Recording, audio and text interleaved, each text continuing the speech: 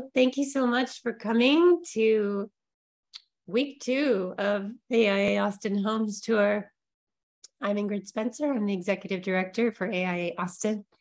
And as such, I welcome you to today's webinar, House Zero by Lake Flato.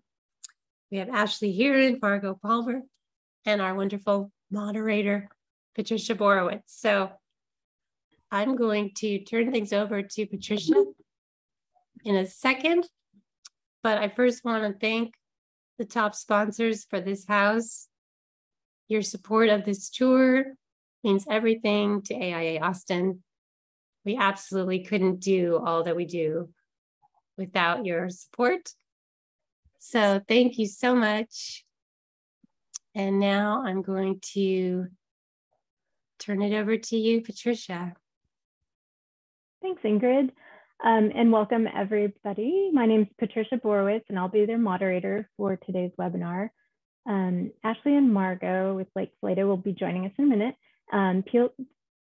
Please feel free to put your questions in the Q&A and throughout the hour, and we'll get to those at the end. Lake Flato is an architecture firm based in San Antonio with an office in Austin and was founded by David Lake and Ted Flato. House Zero was recently in the Texas Architect magazine for winning a design award. And so I'm really excited to hear the presentation today by Ashley Heron, who is involved as the project architect lead, and Margot Palmer was the interior design lead. Thank you, ladies. Take it away.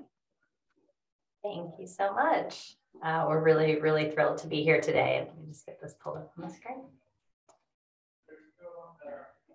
Okay. So yes, I'm Ashley. Margot Palmer. And we'll talk a bit today about the sort of underpinnings of this project, what led to it, and the process, and the end result, for giving a little preview for those of you who will get to see it in a few weeks.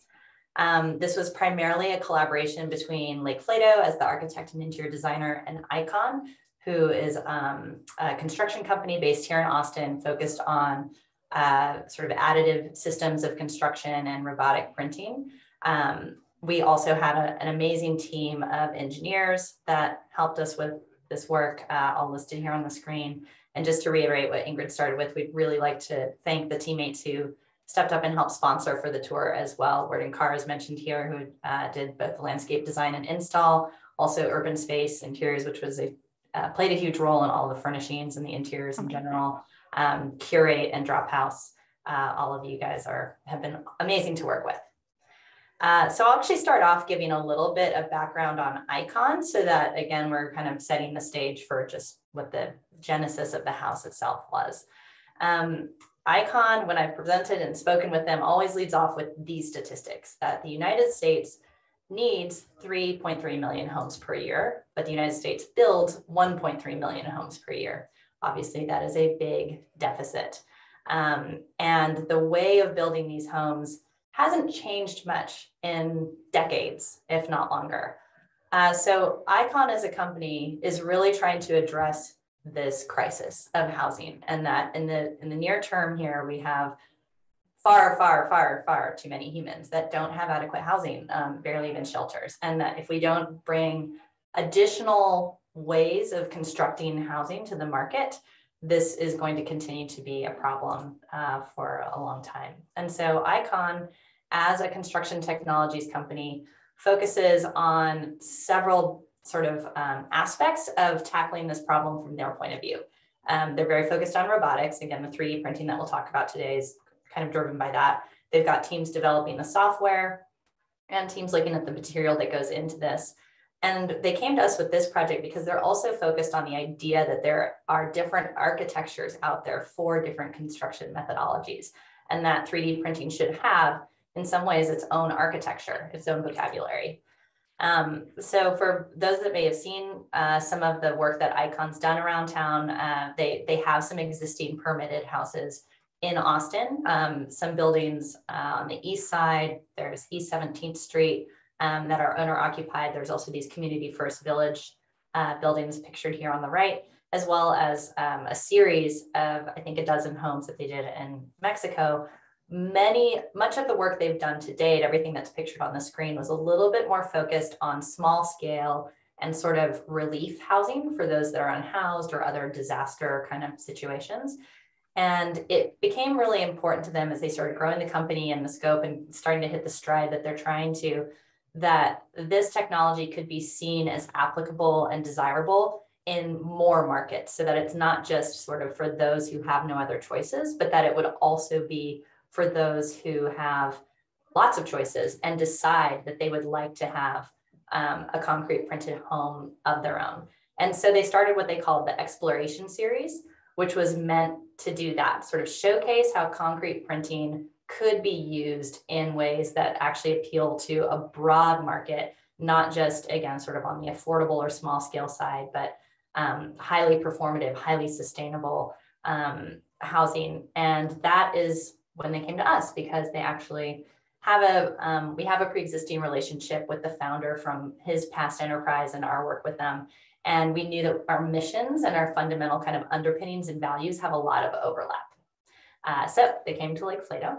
Yeah, and so, because just like Ashley mentioned, some of the pillars and kind of ethos and mission statements of Icon are very similar to ours. We want to create architecture that is sustainable and healthy for all. And one of our kind of mission statements and mottos is that we embrace the landscape.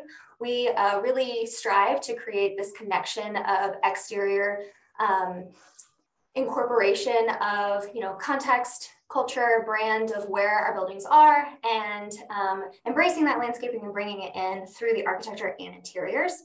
And we have worked on multiple projects that actually have been awarded our, COAT Top 10 awards. And so that sustainability and using raw authentic materials is very important to us as a firm. And with that being said, we really did think that this would be a very good fit for Icon and Lake Flato to come together and start doing these studies and have this house be built together as one. And then just a little bit more about our materials and things that we've worked on in the past. Ashley will talk on that. Yeah, so just to build up to this, and I actually spoke about this a little bit at the Design Excellence Conference, if anybody recently attended that. Lake Flato, preceding House Sierra, has a track record of being interested in directly tying construction methodology to an expression of place and time, and using new technologies or old technologies in construction to actually leverage kind of the end goals of a house. And so I'm showing one of the earliest Lake Flato projects that's kind of like classic hill country building with the land. It's all outdoor screen porch. There's no conditioned space in this building. It's oriented to capture breezes, leverage the wonderful breezes in hill country, big shade, big roof, local materials, local limestone, local cedar. These are real foundations for us as a firm of kind of where we come from and how we approach projects looking forward.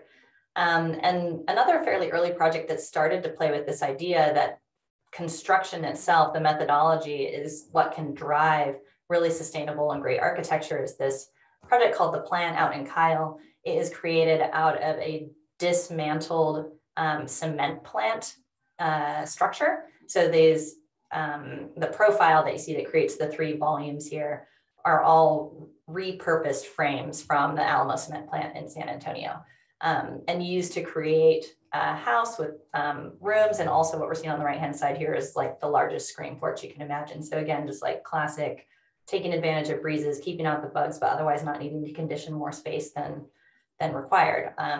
What's the feeling that that's sort of the right approach to sustainable building in hill country. Taking the idea of prefab a little further, we've definitely worked with that on a variety of fronts. This is a pre-engineered metal building project that's in Illinois on the Knox College campus, actually another COAT Top 10 winner, really leveraging the idea of that pre-engineered metal buildings can be efficient and cost-effective. They had a very, very strict budget on this project, but because you're working from the beginning with that supplier, you can shape them the way you want and have open spaces and create actually really beautiful architecture just working with that. Another example of prefab is that we have our Porch House product, which is trying to get a more affordable residential product out on the market that has to do with modular construction and being able to ship these things out to a site or then you make it site specific with sort of the porches and overhangs and other things that are particular to the orientation and site, but that the modules themselves can be fairly standardized.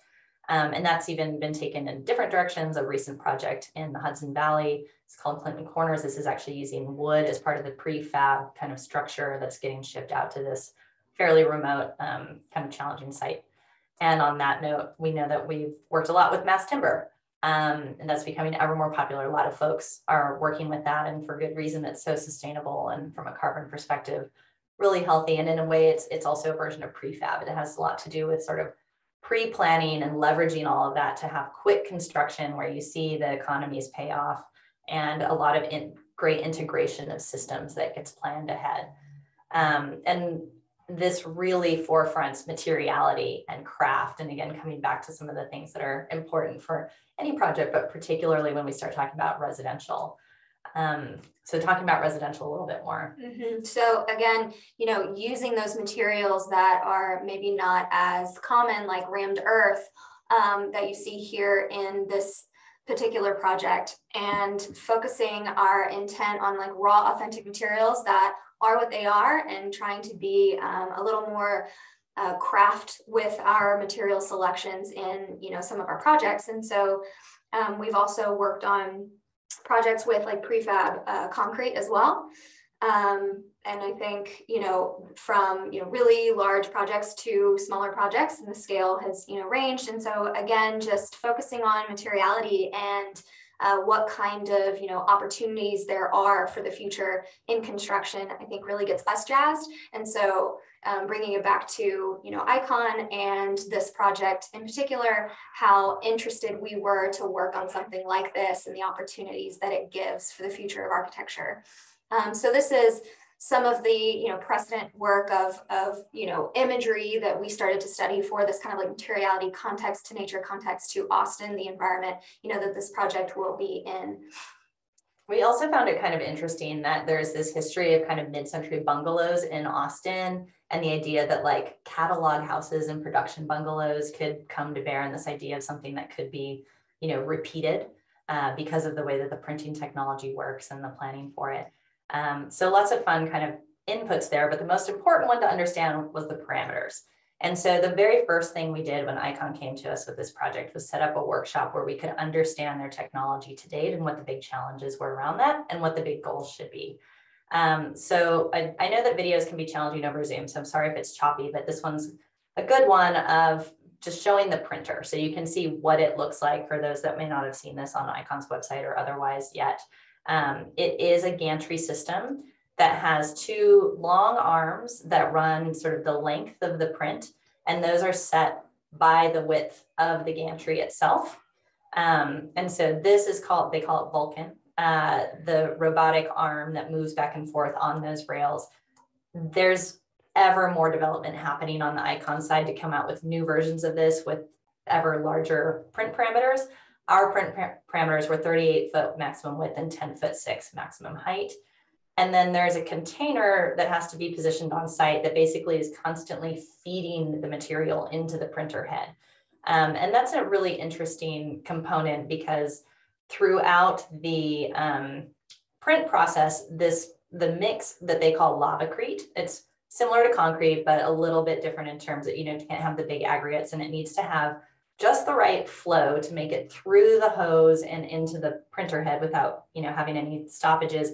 But then as soon as it comes out of the printer head, it needs to set up enough that the bead doesn't, you know, droop or lose its shape as it's placed in its line.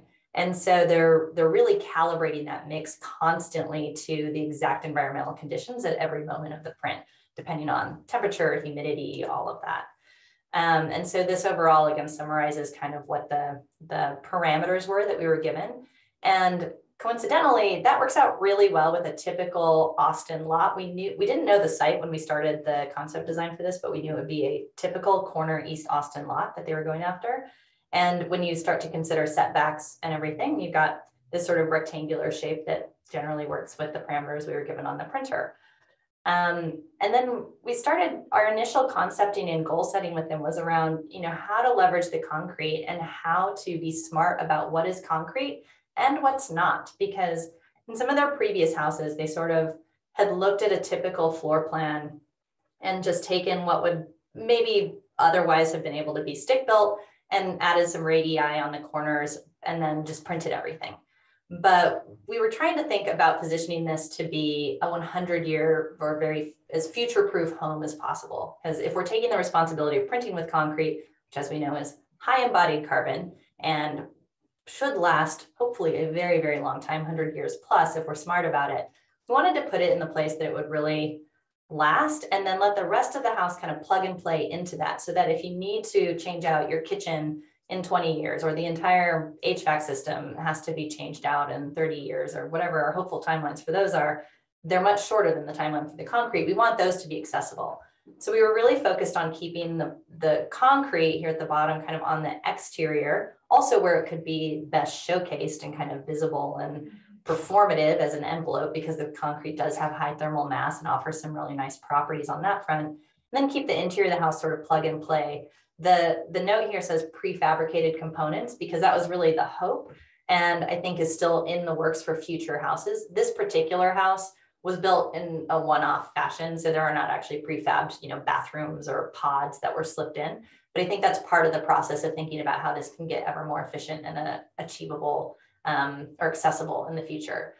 And then what we're seeing here, this diagram we'll talk about a little bit later, shows like an MEP spine, essentially running down the center of the house that again keeps everything really accessible and feeds pretty simply into the long shape of the home. And then the wall and the window and roof system, which I'll talk a little bit more about as we get to the design. But first, we'll walk you through the plan a little bit. The width of the house is in fact a bit smaller than what the maximum of the printer would have allowed, because we ended up on a corner lot and the side setback was so large that actually determined the width of the house. And so the positioning is, given the front setback that's here on the page left and the side yard setback that's top of page, we sort of fit in the rest to max out our impervious cover on the site. So we've got just over 2,000 square feet of main house, which has 3 bedrooms and 2.5 baths. And then an ADU, kind of classic Austin style, that was 350 square feet. Yeah, and so just to kind of give you a little bit of context of the floor plan so that we can reference that when we're looking at images, as you come into the main space, that more social centralized space, it's essentially one large room. But what these tree walls or curved barrel walls that Ashley will talk a little bit more about provide is creating these like pockets of programming within this like one large square footage to have dining, living, and then like a small writing desk. Because especially during this time, we were all kind of working from home a little bit more. So that was definitely a win for the program as far as like how we were operating in a home at the time. And then, you have your kitchen planned south of that. And then it's separated, from one space being the guest bedroom and Jack and Jill bath, and then what we've staged as an office but could easily be a bedroom, and then on the other side being the primary suite. So there is a mechanical kind of like your washer dryer, kind of laundry closet, and then powder bath, and then getting you into this primary suite that has your typical bathroom needs, and then a wardrobe down the entire length of that hallway to create closet space, and then kind of like ending you at this typical bedroom style. And then this ADU actually hugs the courtyard that is a shared courtyard in between the two spaces. So in that ADU, you have your Murphy bed, your small kitchenette, and then your bathroom needs. And so the concept design, which was actually a competition, looked like this.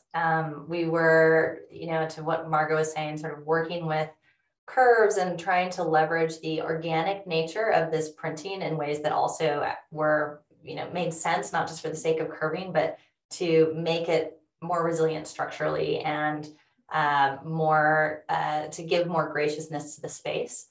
And we really focused on these Western walls being kind of feature walls, because again, from a side street, they'd be highly, highly visible, but also we were trying to sort of give all the space we could to that great room while still creating intimacy. And then pairing all of that with some really nice rhythmic, clean lines. And we sort of took from like high modern kind of thinking. We've talked about this as our Frank Lloyd Usonian house, just clean, flat roof with structure marching along at a set rhythm to kind of interface and really complement this organic flowing nature of the concrete in a way that grounds it in something that still feels familiar and accessible. Because again, the last thing that any of us, including Icon, wanted to have happen here is that on the east side of Austin, a spaceship appeared. And everyone was like, did you see that weird thing that got printed? It wanted to be more of, wow, did you see that beautiful house? And whoa, it's printed, like I've never seen that. So we were really working hard to toe that line between something that felt like really approachable and inviting and warm, but also unique, and leveraging all the beautiful aspects that 3D printing provides. So here's the final product. Stayed remarkably true to that competition entry, of course, with lots of challenges along the way to get there. But a lot of those big principles kind of stayed in place all the way through the design once we got everyone on board with the idea from Icon's side, from our side, and the rest of the engineering team. One of the main sort of challenges that we were investigating alongside Icon was the idea of creating these offset, really textured walls. And so even before we continued design past concept, they started with these test prints to make sure that they could do cantilever bead printing. So that this hadn't been done before. So this was a fun sort of test print we got to go out and see while they were in the midst of printing their 17th Street projects. And that continued throughout the process. Lots of getting to see them live, figuring out and testing these things that hadn't been done before, jam details, all kinds of other details about the walls as we're drawing through it. So this is another view of those walls in particular, but also starting to get to see all the shapeliness of the other moves that are made here. And before we sort of walk step by step through the finished product, I'll just walk through construction a little bit because that was pretty interesting. Obviously, the printing part is what everybody gets excited to learn more about. So this is a view from the carport side, from that sort of south frontage. And this is the same view of the foundation there. So it was really important to the design from the beginning that this would feel nestled in a landscape and again, rooted to place, not a spaceship and not sort of limited by the fact that it's 3D printed. Their previous projects, the foundation was sort of a rectangular slab and then they just printed on it. So the slab extended from inside to outside. And with this one, we thought it'd be very important the foundation follow the slab, or sorry, the foundation follow the walls for two reasons. One, the aesthetic of, again, nestling directly into the landscape, but the other for waterproofing. So you can see in this lower left image that there is a sort of traditional brick ledge. And what that's doing is allowing the outer bead of the wall to be lower and have the inner cavity have a place to drain if moisture ever gets into these walls. We did lots of water testing, so we're really hoping that moisture does not for any reason get in, but as architects, we know that that's the, what envelopes do over time and what happens. So all of this foundation was created using the same tool paths and digital files that we worked with Icon to create to build the house or to define the walls. And then they CNC routed much of the formwork out of plywood in order to get the formwork following that just right. So the foundation itself was really beautiful. And I haven't had a foundation like this on another project, and quite intricate and also quite heavily reinforced to make sure that we were, overcompensating for a system that to date doesn't have, its own code rules about structural reinforcement and everything. We have a lot of safety factors on the way that was designed. So foundation was done, and then the robot came out. And it was super exciting to see that driven out to site, set up. There was a bit of time leading up to kind of calibration and testing and making sure everything was set.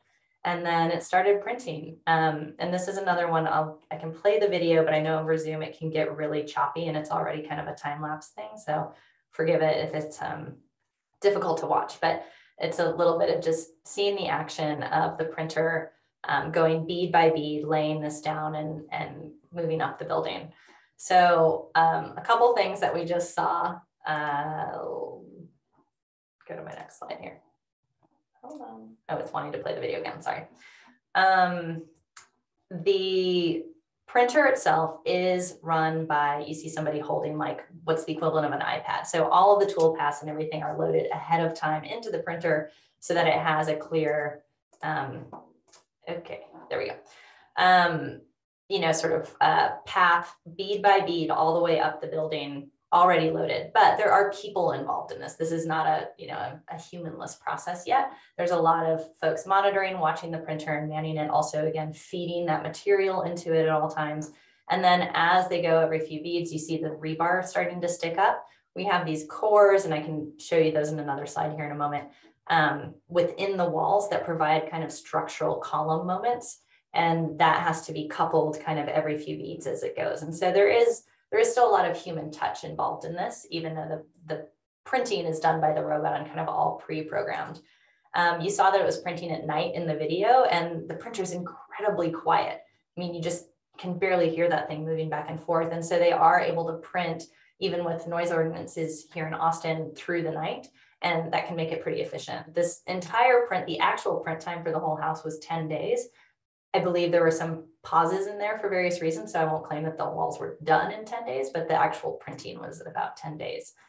And this is a view where you can see the supply, what they call their magma container, feeding into the printer from down here where that was set up, and then a good look into these tree walls where you can see the cores and the way that these beads are structured.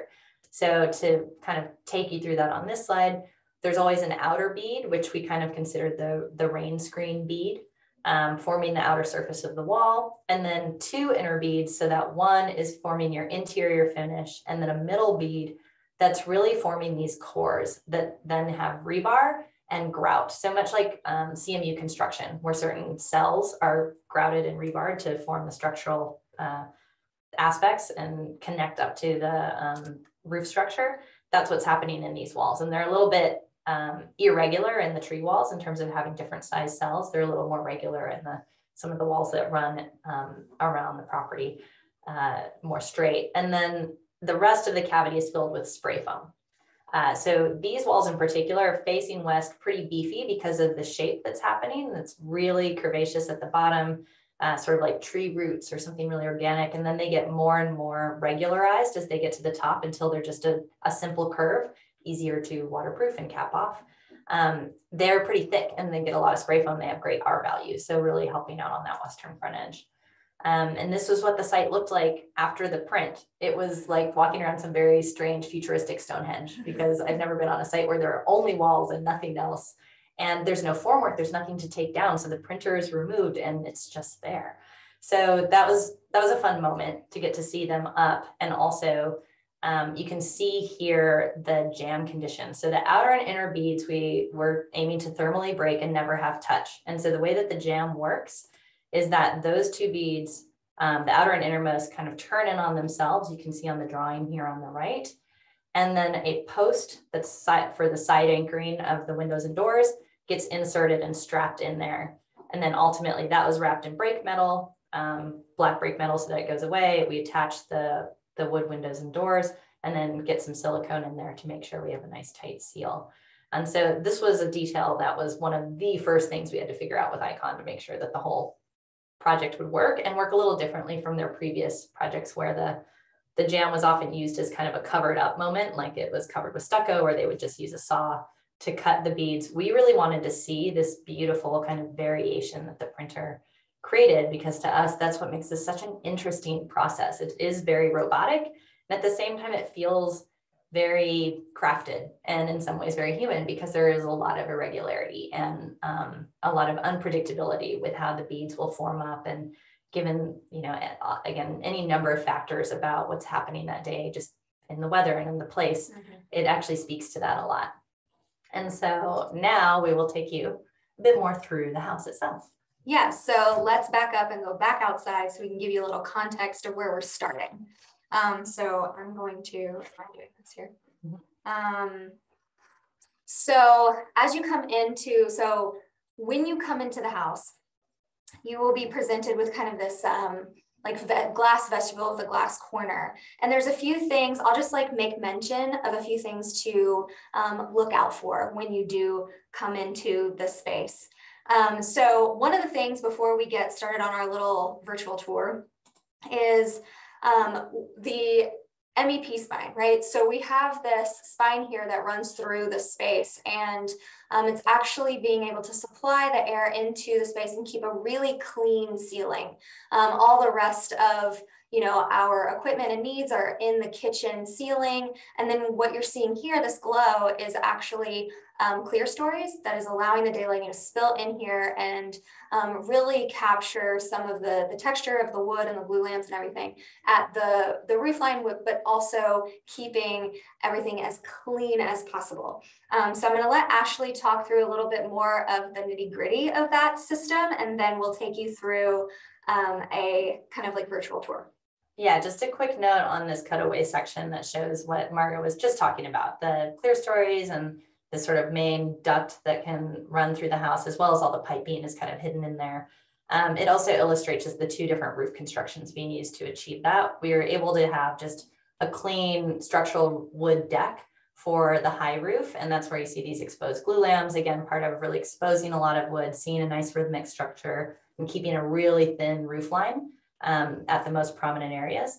Then the lower roof, which is over the bedrooms and more intimate spaces, 8'4" ceiling height, just sort of keeping those well scaled, is a TJI joist sandwich. And so the ductwork, the lights, everything can just kind of shoot right into that and can accept more of the stuff that we have to fit in the house. And then this is a diagram just highlighting other kind of smart, sustainable aspects of the house in terms of making sure everything was high efficiency. There is all new growth wood and no drywall anywhere in this house. We'll talk about that more. The balance of daylight is great. We've been in there a lot with no lights on at all. Deep overhangs, and we just need those in Texas. Shade and prevention from rain, over time wearing away on your wall of any kind, whether it's concrete or anything else. And the landscape with word and car was really carefully selected so that the majority of it is, very native. Really, it's just that there is some turf grass that's not, but that was very intentional to make sure that the house is sited in such a way that it felt approachable and like a family could live here with kids who want to play out on the lawn. And, very, very intentional choices anywhere where we veered off of kind of straight xeriscaping. Okay, so we'll take you through. One of the things that you can see in this image when you do come to this house, potentially, this vestibule kind of entryway, right? The things that I would point out is look to your right, this glazing condition and just kind of how this feels like when you come into the space, and how this like transparency of exterior to interior and how we're trying to accomplish that. When you look to your left, you're going to see in the next image as well, this kind of break in this tree wall that continues into the interior. And what this allows is this access through the entire space, and we'll see that in the next image a little bit more. And it gives you this visual connectivity through the whole site, right? So from the main house all the way to the ADU, which is really exciting, and kind of gives you like this preface of like where you are and where you're about to go when you come in. And then my last thing is look up. So there's like a little picture kind of box with a few vignettes of all of the test print concrete that's used for all of their projects. And so that's just a little kind of storytelling moment that I like to just, pull emphasis on. So again, this is when you're inside this vestibule entryway, you have this kind of like look through, and this is that back door that leads you to that shared courtyard to the ADU. And then as you come into the space and you take a left into kind of that main area, right? In plan, we talked about that dining space, living room, and then writing desk, right? So we have like these three kind of programmed spaces within this one large area. And as an interior designer, looking at color palette and finishes and textures, one of the things to note is we really wanted to balance this juxtaposition of kind of gray, cooler tones that the concrete provides with this juxtaposition of the warmth from the Douglas fir that's, in the space. So it's kind of like 50%, if you were to go down a diagonal of the space, you're kind of seeing this, sandwich of the two finishes. Like Ashley said, there are no gyp walls in this space. So you're looking at your typical kind of, miscellaneous metals, concrete, wood. One of the other finishes that I would, I guess, pick on is the Terrazzo concrete slab. So we wanted to showcase finishes that weren't too polished to kind of go with this like matted kind of finish that's throughout. You're going to see some of the finish coloring of the textured printed walls. And this is just, you know, the day of, like Ashley said, you know, what kind of context were there in the print of the day? Is it humid? You know, what was going on that day? And that kind of dictated what the color was. So I actually find it very interesting because it kind of gives like this like human, like Ashley said, this human quality and this kind of like nature to the otherwise kind of, you know, like printed concrete. It doesn't always feel biophilic, but I think just in the form and the nature of how this prints, it does feel a little more organic in that way. And so if you're coming from the ADU and Courtyard and you're walking through, this is leading you to the guest bedrooms that we talked about, guest bedrooms with shared Jack and Jill. And again, you're seeing that, you know, moment to the entry door here as well. And again, you know, we're talking about these like prescribed, using these curved spaces to create moments that are a little bit more intimate instead of just like a rectangular box, which is really exciting because otherwise these curves would be a little bit more cumbersome, expensive, and time consuming to do with traditional construction. When you go to the primary suite, you're going to notice some walls that are plastered.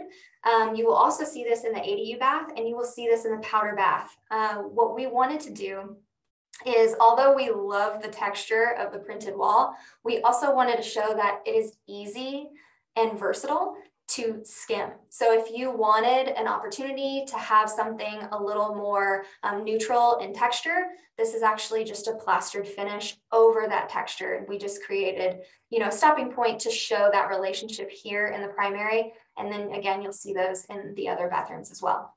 One other note on that one, Oops. It's okay, here, we'll go back. We mentioned at the beginning that the goal was to keep these the integrity of the printed walls kind of as clean and showcased as possible, partly because we don't want people having to get in them at any point to access pipes or other infrastructure, and also just because we want them to be beautiful and untouched. And so a lot of the house has floor outlets, like in that main room where we don't have any stick-built walls near the outer walls. A lot of the house has stick-built walls in the middle, so all the, you know, light switches and thermostat and outlets can be in those. And here in the bathroom, we ran everything through the ceiling. So you see on the left-hand side, a rain shower, and then right in the middle, that's actually the tub filler from the ceiling. It's super cool. It's a laminar flow that comes from the ceiling. So again, everything was designed around running systems where they could be more easily addressed when they need to be in coming years.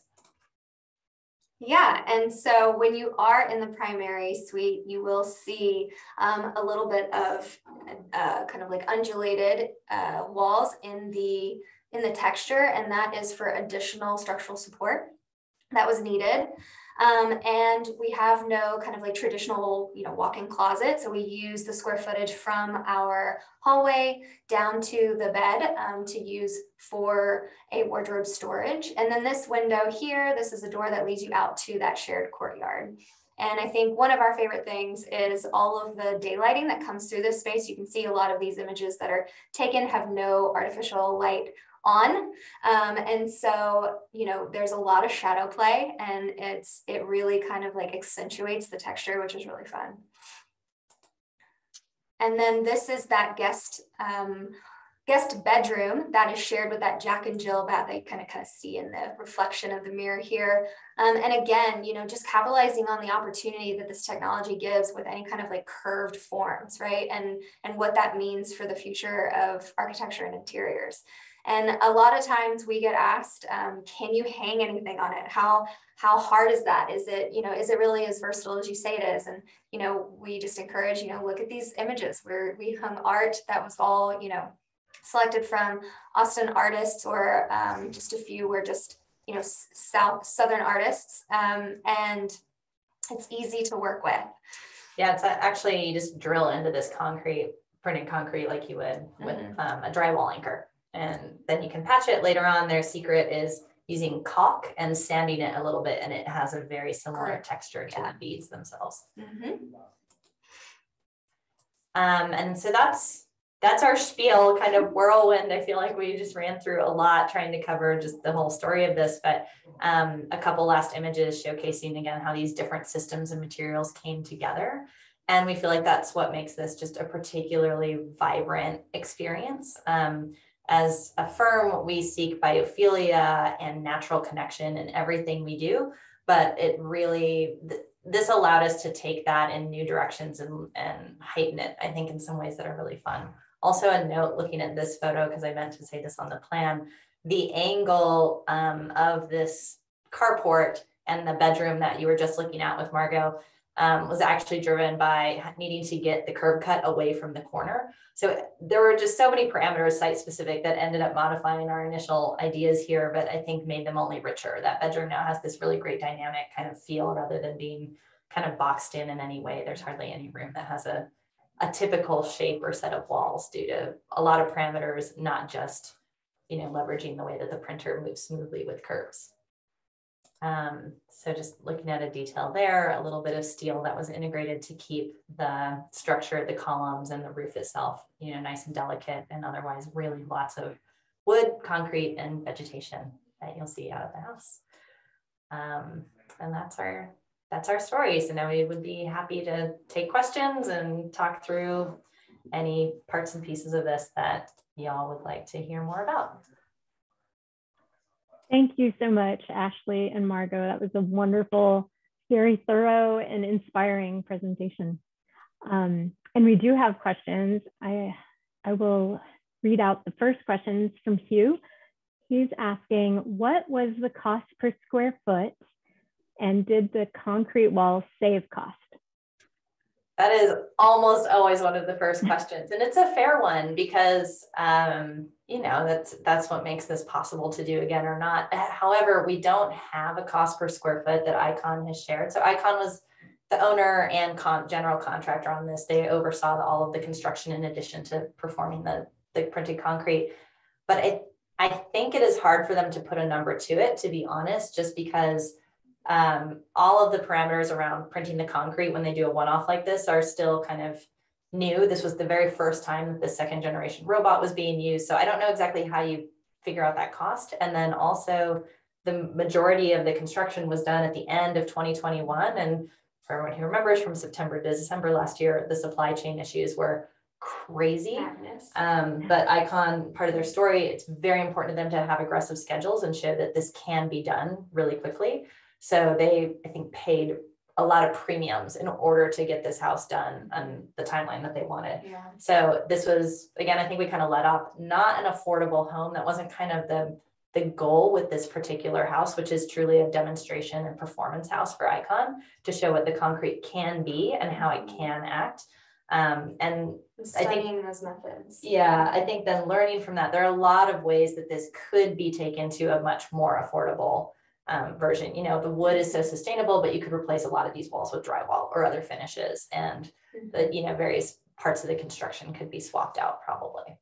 Oh, to the second part of that question, Icon always says that the concrete walls ultimately should be saving 15 to 20% of the cost of a normal wall, because you're eliminating all the trades. Instead of having someone come out and put up the 2x and then someone do, you know, the layers of sheathing and waterproofing and an exterior finish and then an interior finish and, you know, all of the, and insulation, all of the different parts and pieces. This is a much more kind of, you come out, print the walls, fill it with insulation, and all of those elements are done. Especially with curves.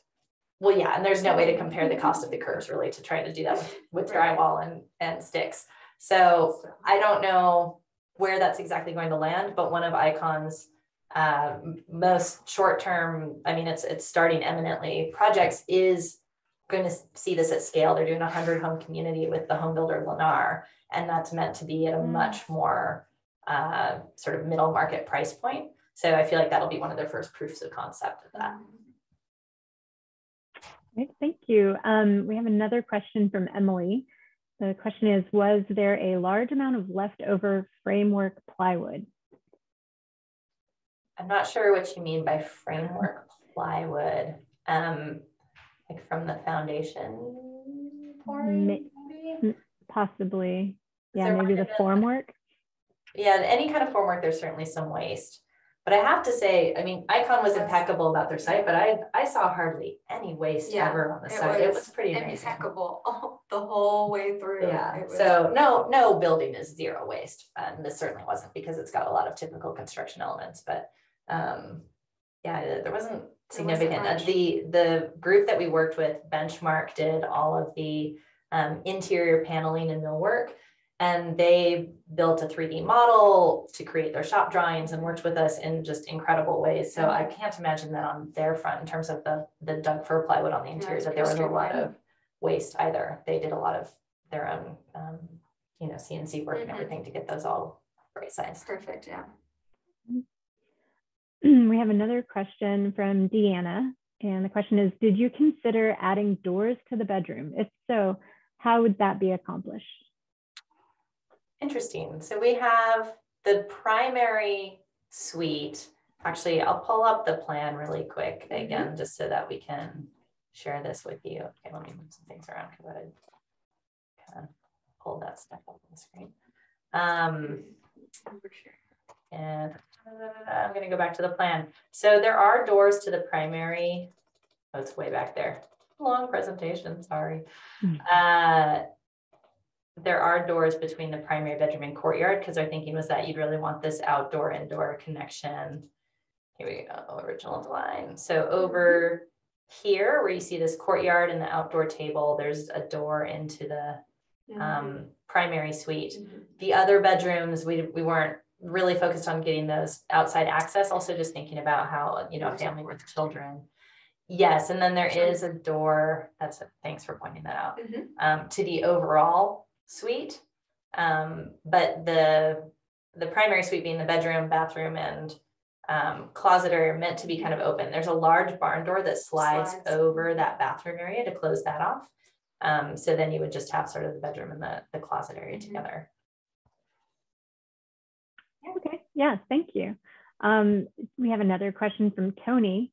The question is, are the concrete beads porous and soak up water on the exterior, or are they sealed with a sealant? So they are not sealed. Some of Icon's previous projects, they did paint, they put a coating on the concrete at the end, and that was kind of what their default had been. But we love the beauty of just as Margot mentioned, the color variation and the natural concrete here, and wanted this to be all about showcasing, you know, the sort of raw product that they create as much as possible. So we worked with SGH, a waterproofing consultant out of Houston that we worked with on other projects, and they came out and did a lot of water testing in those initial prints. And as we were developing the drawings, and then Icon also, sorry, and then Icon did a lot of their own testing. So ultimately, there were no major concerns about water infiltration. There are certain areas where the wall's a little bit more vulnerable than others, like when the beads set up on one another directly. That's kind of the standard stacking. And then when they stop printing altogether for, you know, a day or more, and then they start again, that's a cold joint. So like that can be, I think they treat it a little bit so that doesn't become a weak point. But yeah, they're not expected to get much moisture, if any, into the wall. And again, it has that kind of rain screen construction. So in a worst case scenario, if some does get in, it can hopefully drain out really easily. We even looked at putting like weep holes in at the bottom, and it was determined with our waterproofing consultant our envelope consultant, that wasn't necessary. Okay, thank you. So another question, one from Elizabeth. Do you plan on building any more 3D printed homes? If so, will you build more than just homes, like any commercial projects? You know, this technology is so much driven by Icon. I'm going to just be answering on their behalf. We would love to collaborate with them again. This was a really exciting process for us. Got to learn a lot of new things. Also had some real stressors during the design process to make sure that all went smoothly. And so we have brought some other projects to them. I know they're really focused on scale. So again, building 100 homes is much more their focus than building anyone's one-off home or one-off commercial project that might not be replicable in addressing sort of the crisis that's around their whole mission. But that said, I think they're really trying to tackle all of it and just get this technology more available and, you know, sort of commonplace in a way. And right now there's a height restriction, right? Yeah, so right now they've done a 2-story project, but it was just printing the bottom story and then stick building a second story on top. And as they continue to develop the actual hardware and like build new robots, I know, again, we were just using the second robot that they'd ever built, and they've got like 12 more that will be delivered by next year or something. They're growing very, very quickly. All of those parameters will continue to get to grow. So I don't think there's any reason why they couldn't do, small scale commercial right now. It just, they probably wouldn't be a good fit for something like multi-level, or, also the width of the printer is kind of the constraint. You have to be clever if you're going to build something wider about how you set up those rails and like build the pieces next to each other, or build them on a slab and then lift into place. Or there's lots of ways to think about it. That's cool. All right, another question. Candace is asking, do you need to put in weep holes for the printed walls since it has a cavity? I think you answered that, but maybe touch on that. It's a good question, because we asked that too, but studies showed that no, we did not. No weep holes. Okay, and then Mark asks, can we open the windows, or are they only fixed frames? So for the most part, they are fixed. We had specified a product, but due to lead time constraints, again, getting into the latter half of 2021, we ended up going with site-built windows here, and Petrified Design did a beautiful job on these windows, but we didn't end up with sliders in the kitchen where we might have originally had them. We do have casements, so you do have your egress windows in the bedrooms, and we have casements in all the smaller rooms, but we don't have, probably the one place where that really changed was just the kitchen. We would have liked to have some nice sliders that didn't make it in. Okay. And one question from Charles. You mentioned the exterior concrete bead walls are treated as a rain screen and are not load bearing. Are any of the interior concrete bead walls load bearing? That is an interesting question. So when we first engaged Icon with this project, they had a structural engineer locally who's fantastic, and they had worked with on previous projects. And I think their way of sort of accounting for the walls was looking at codes and safety measures around masonry construction, codes and safety measures around CMU construction, and typical concrete construction, then sort of using a little bit of art and science and heaping loads of safety factors on top of it to say, okay, you can use your printed walls in these ways to account for structure. On this project, Icon was interested in bringing kind of a new team to just look at this. And so we worked with Guy Nordenson, structural engineers out of New York, who we've worked with on other larger projects. And they weren't as comfortable with that idea of sort of making estimates around how to account for the beads. They really wanted testing that would give like ASTM and other like exact numbers on the failures and breaking points for these. And those they're in process. And I think Icon's actually already done a lot of that, but at the time that hadn't been done. So in this project, the structural cores that are rebarred and grouted in the walls are really doing like 95% of the structural work, if I had to put a number on it, maybe not that much. WJE is a local group that also worked on the wall engineering with us and has worked with Icon before. So they did collaborate with Guy Nordenson and end up assigning some amount of structural capacity to the beads, but it was fairly minimal. Since then, Icon just recently anecdotally told me that they run all these tests on the strength of the beads and the strength of this particular house and the way it was built. And they said they could basically land a 747 on it, and it's not. So I don't know what kind of science is behind that. But I think that now that they've been able to do that material testing with WJE and other such groups that can actually give code assigned numbers to it, they'll be able to use these beads as more structural elements. Awesome. Thank you so much for answering all those questions. I don't see any more questions listed here. So is there any final, words that you would like to say? I mean, we tried to throw a lot of it out there. It was such a unique opportunity, and I hope that more and more colleagues here in Austin and elsewhere get to work on a project like this. I know Icon's really trying again to expand their reach and collaborate with a lot of different people and find ways to make this more accessible, and that there's just more and more companies also looking into this technology. it isn't perfect yet. Nothing is perfect, but it's, you know, it has its weaknesses at the moment, but I think there's a lot of ways to start to address that in terms of, again, like improving the mix so that there's less cement in the lavacrete and it's a lower embodied carbon and a more sustainable product. And, you know, really thinking about the way that this is deployed and where for issues of growth and density in town and all of that. So we're certainly enjoying the conversations with them and really impressed with the way that Icon worked through this with us as real partners all the way through. Collaborative, yeah. Yeah. And I should note that when we were looking at the imagery, our scope ended up including all the accessories, all the interior planting, every fork and napkin and everything in the project. We didn't know that that would be the case in the original brief because this was designed to be a home that would go to market. But I think Icon saw such value in it to keep it as a demonstration home because they can actually bring people inside, have them see for themselves what it feels like and how this works. That's you know, bringing more value than it would if they were to sell it. So I think Icon's going to hold on to this for a while. Yeah. And it's been fun for us to continue to be able to talk with them about staging and strategies. It was exciting to be a part of the design team and then also get to stage the house too.